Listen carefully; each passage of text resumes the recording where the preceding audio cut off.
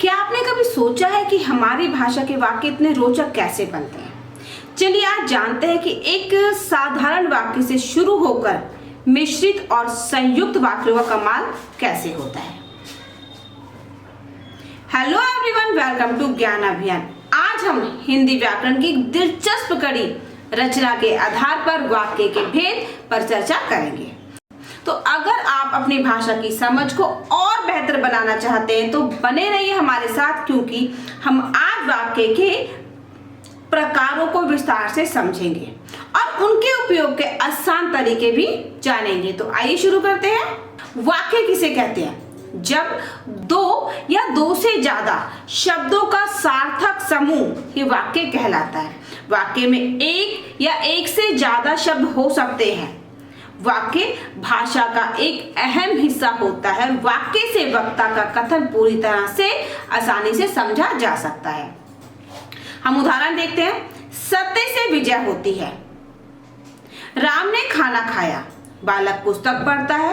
Rohit cricket खेलता है। तो बालक पुस्तक पढ़ता है या रोहित क्रिकेट खेलता है, यहाँ पे अलग अलग शब्द है और हर एक शब्द का एक एक अर्थ है ना। रोहित क्रिकेट खेलता है मतलब जो रोहित है वो क्रिकेट खेल रहा है। इन शब्दों से अर्थ निकल रहा है और जब अर्थ वाले शब्दों को सही तरीके से व्यवस्थित कर देते हैं तो ये वाक्य कहलाता है। शब्दों का सार्थक समूह, जहां से हमें अर्थ निकलता है, जो हमें अर्थ की पहचान कराता है, अर्थ का बोध कराता है, ऐसा शब्दों का समूह वाक्य कहलाता है।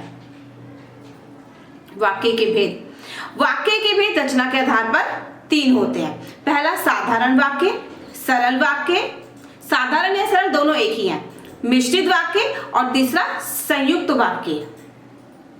अब हम सबसे पहले जानेंगे साधारण या सरल वाक्य। तो जिन वाक्यों में एक ही क्रिया होती है और एक कर्ता होता है वे साधारण वाक्य कहलाते हैं। जिसमें सिर्फ एक क्रिया है और एक कर्ता है उसे हम साधारण वाक्य कहते हैं। इसे अगर हम और आसान शब्दों में समझें तो हम कह सकते हैं कि जिन वाक्यों में केवल एक ही उद्देश्य और एक ही विधेय होता है उन्हें साधारण या सरल वाक्य कहते हैं। इसमें एक उद्देश्य एक विधेय है, जैसे बिजली चमक रही है, पानी बरसा। तो इन वाक्यों में सिर्फ एक उद्देश्य एक विधेय एक कर्ता है, एक क्रिया है। ये साधारण वाक्य या सरल वाक्य का उदाहरण है। मिश्रित वाक्य। तो जिस वाक्य में एक से अधिक वाक्य मिले हों किंतु एक प्रधान उपवाक्य तथा शेष आश्रित उपवाक्य हो, मिश्रित वाक्य कहलाता है। इसे हम आसानी से और सरल शब्दों में समझेंगे कि जिस वाक्य में मुख्य उद्देश्य और मुख्य विधेय के अलावा एक या अधिक समापिका क्रियाएं है उसे मिश्रित वाक्य कहते हैं। जब दो ऐसे वाक्य मिले जिनमें एक मुख्य उपवाक्य है और दूसरा गौण अथवा आश्रित वाक्य है तब उसे हम मिश्रित वाक्य कहते हैं। उदाहरण देते हैं। मेरा दृढ़ विश्वास है कि भारत जीतेगा। सफल वही होता है जो परिश्रम करता है। अब यहाँ पे इन दोनों ही वाक्यों में मेरा दृढ़ विश्वास है,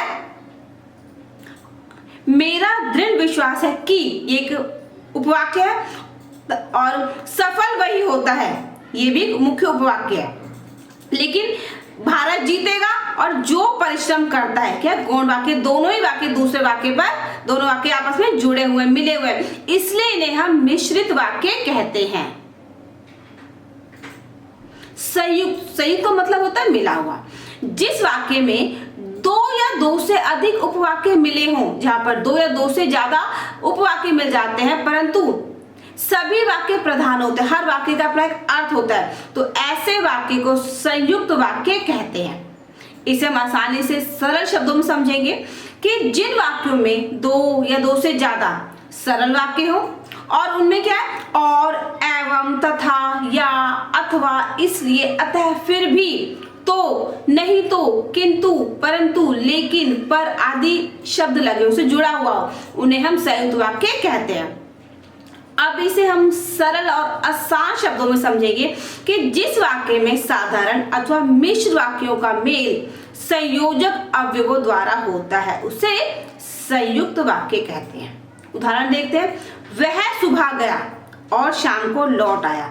प्रिय बोलो पर असत्य नहीं। उसने बहुत परिश्रम किया किंतु सफलता नहीं मिली। यहाँ पर सभी वाक्यों में वह सुबह गया और शाम को लौट आया। यहाँ पे वह सुबह गया एक उपवाक्य है, शाम को लौट आया एक अलग उपवाक्य है। इन दोनों को और से जोड़ा गया है ना, सही मिलाया गया है। प्रिय बोलो पर असत्य नहीं, प्रिय बोलो एक उपवाक्य है, असत्य नहीं ये भी एक उपवाक्य है, लेकिन दोनों ही इन उपवाक्यों को पर के साथ जोड़कर संयुक्त वाक्य बनाया गया है। उसने बहुत परिश्रम किया एक उपवाक्य है, सफलता नहीं मिली। इन दोनों ही उपवाक्यों को किंतु के साथ जोड़कर संयुक्त वाक्य में बदल दिया गया है। अब हम कुछ बहुविकल्पी प्रश्न करेंगे और जानेंगे कि हमने क्या सीखा। साधारण वाक्य की विशेषता निम्नलिखित में से कौन सी है? इसका सही जवाब है ऑप्शन बी, इसमें केवल एक उद्देश्य, कर्ता और एक विधेय क्रिया होता है। निम्नलिखित में से कौन सा वाक्य मिश्रित वाक्य का उदाहरण है? इसका सही जवाब है ऑप्शन बी, मैंने सोचा कि वह आएगा।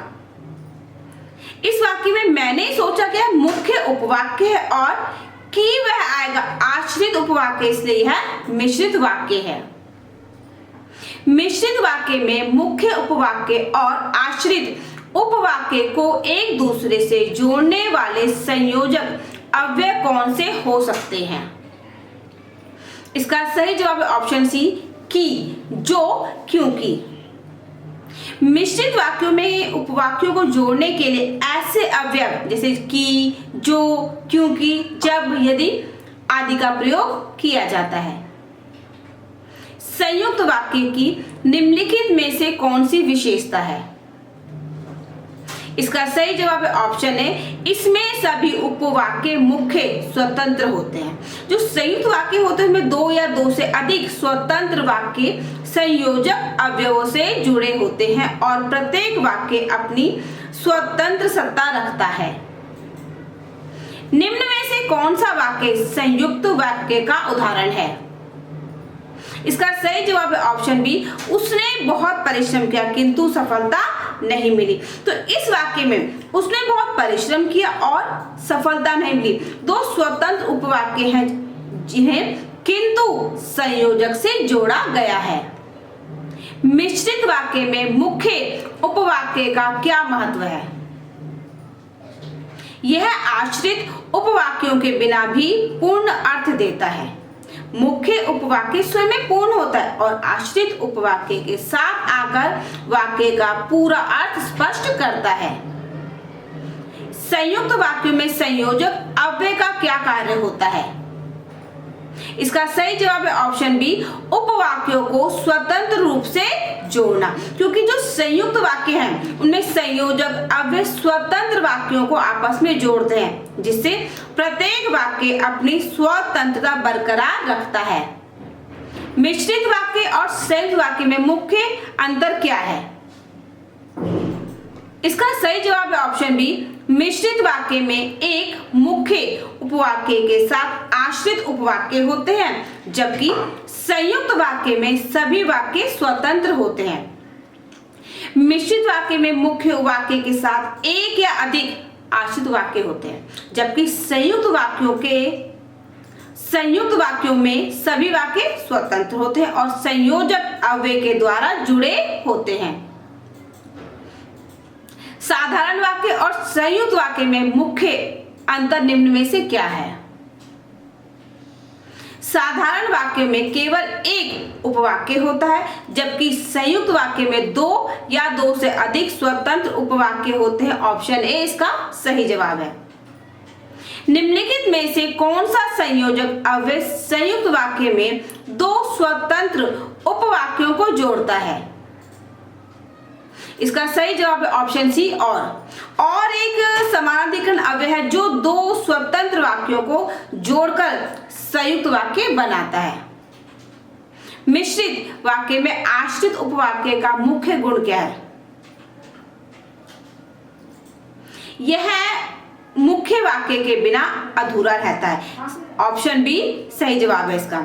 जो आश्रित उपवाक्य अकेले पूर्ण अर्थ नहीं देता, इसका अर्थ मुख्य वाक्य के साथ जुड़कर ही स्पष्ट होता है। निम्न वाक्य उसने बहुत परिश्रम किया किंतु सफलता नहीं मिली में किस प्रकार का वाक्य है? इसका सही जवाब है ऑप्शन सी, संयुक्त वाक्य। इसमें दो स्वतंत्र वाक्यों उसने बहुत परिश्रम किया और सफलता नहीं मिली को किंतु संयोजक द्वारा जोड़ा गया है, अतः यह संयुक्त वाक्य है। निम्नलिखित में से कौन सा वाक्य मिश्रित वाक्य का उदाहरण है? इसका सही जवाब है मैंने देखा कि सूरज उग आया। इसमें मैंने देखा मुख्य उपवाक्य है और कि सूरज उगाया आश्रित उपवाक्य, इसलिए यह मिश्रित वाक्य है। प्रिय बोलो पर असत्य नहीं वाक्य में वाक्य रचना किस प्रकार की है? इसका सही जवाब है ऑप्शन सी, संयुक्त वाक्य। यह वाक्य दो स्वतंत्र विचारों प्रिय बोलो असत्य नहीं को संयोजक अव्यय पर के द्वारा जोड़ता है, अतः यह संयुक्त वाक्य है। निम्न में से कौन सा वाक्य साधारण वाक्य का उदाहरण नहीं है? इसका सही जवाब है ऑप्शन सी, मैंने सुना कि वह आ रहा है।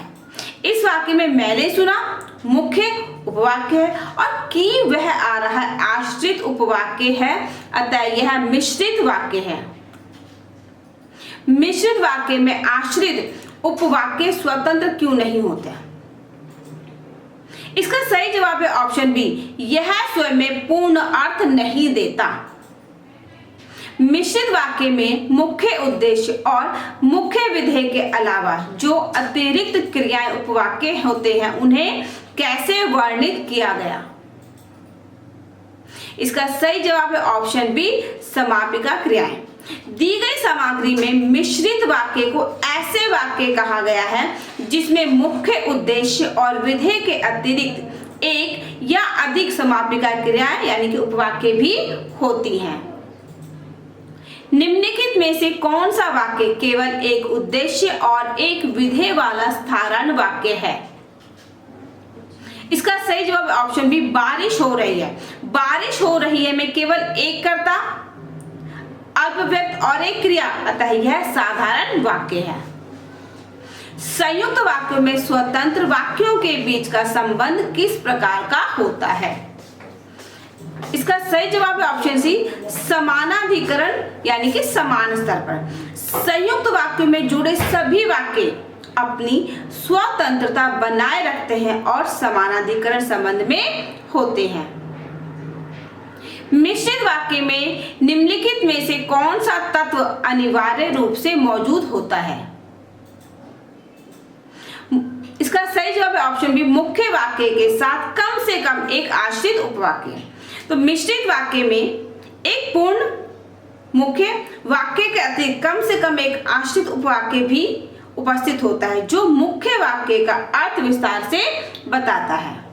तो आज हमने सीखा कि कैसे साधारण यानी कि सरल, मिश्रित और संयुक्त वाक्यों के माध्यम से हम अपनी बात को प्रभावी ढंग से व्यक्त कर सकते हैं। आशा है कि जानकारी आप सभी को बहुत उपयोगी लगी होगी और आपकी भाषा में से चार चांद लग जाएंगे। तो अगर आपको ये वीडियो पसंद आई, अच्छी लगी तो इसे लाइक करें, शेयर करें, सब्सक्राइब करें चैनल को। ये हमारा QR कोड है, इसको स्कैन करके आप अपने ज्ञान अव्यय चैनल को सपोर्ट कर सकते हैं। अगला वीडियो आपको किस टॉपिक पर चाहिए यह भी आप हमें कमेंट बॉक्स में बताएं। तो मिलते हैं एक नए वीडियो में एक नई जानकारी के साथ, तब तक के लिए गुड बाय।